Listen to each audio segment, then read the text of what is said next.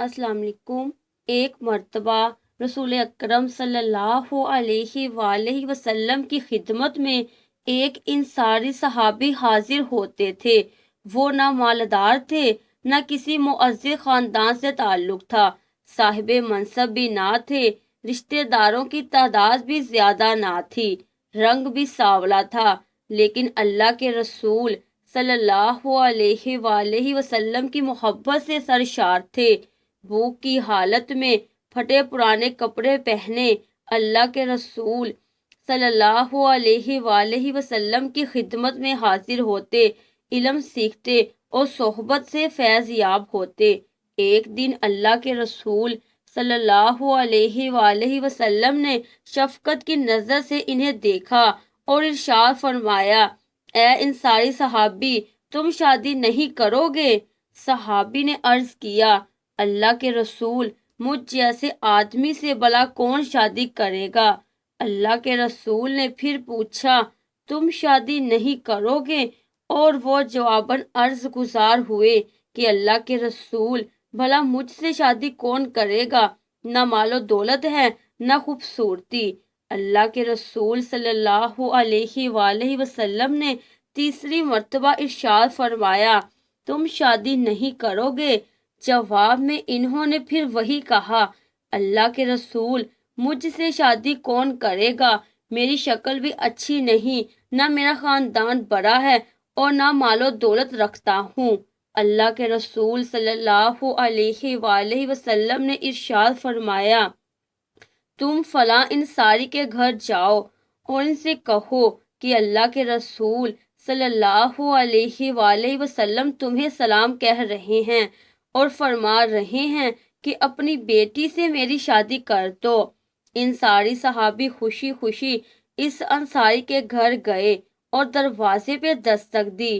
گھر والوں نے پوچھا، کون؟ کہا، میں انصاری صحابی ہوں۔ گھر والوں نے کہا، ہم تو تمہیں نہیں جانتے، نہ تم سے کوئی غرض ہے۔ خیر گھر کا مالک باہر نکلا، ادھر انصاری صحابی کھڑے تھے۔ پوچھا، کیا چاہتے ہو؟ کدھر سے آئے ہو؟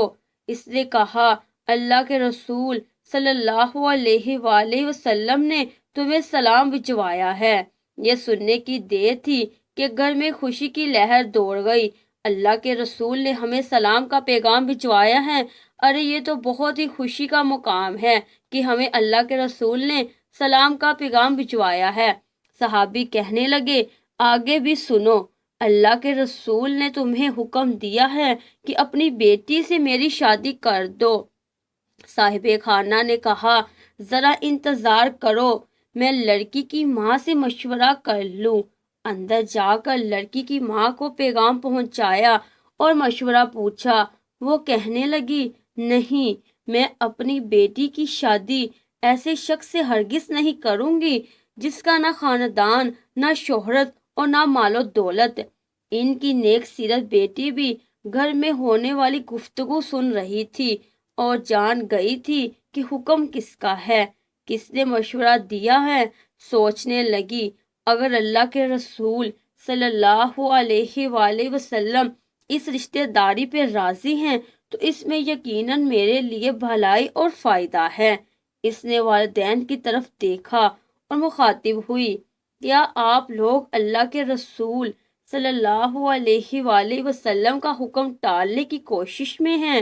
مجھے اللہ کے رسول صلی اللہ علیہ وآلہ وسلم کے سپرد کر دیں، وہ اپنی مرضی کے مطابق جہاں چاہیں میری شادی کر دیں، کیونکہ وہ ہرگز مجھے ضائع نہیں ہونے دیں گے۔ پھر لڑکی نے اللہ کے اس فرمان کو سنایا، اور دیکھو، کسی مومن مرد عورت کو اللہ اور اس کے رسول کے فیصلے کے بعد اپنے امور میں کوئی اختیار باقی نہیں رہتا۔ لڑکی کا والد اللہ کے رسول کی خدمت میں حاضر ہوا اور عرض کی، اللہ کے رسول، آپ کا حکم سر آنکھوں پر، آپ کا مشورہ، آپ کا حکم قبول، میں اپنی بیٹی کی شادی کے لیے راضی ہوں۔ جب رسول اکرم صلی اللہ علیہ وآلہ وسلم کو اس لڑکی کے پاکیزہ جواب کی خبر ہوئی تو آپ نے اس کے حق میں یہ دعا فرمائی، اے اللہ، اس بچی پر خیر اور بلائی کے دروازے کھول دے اور اس کی زندگی کو مشکل پریشانیوں سے دور رکھ۔ ان صحابہ کے ساتھ اس کی شادی ہو گئی۔ مدینہ منورہ میں ایک اور گھرانہ آباد ہو گیا جس کی بنیاد تقویٰ اور پرہیزگاری پر تھی، جس کی چھت مسکنت اور محتاجی تھی، جس کی آرائش و زبائش تکبیر و تحلیل تھی۔ اس مبارک جوڑے کی راحت نمازوں میں، دل کا اطمینان تپتی دوپہروں کے نفلی روزوں میں تھا۔ رسول اکرم صلی اللہ علیہ وآلہ وسلم کی دعا کی برکت سے یہ شادی بڑی ہی برکت والی ثابت ہوئی۔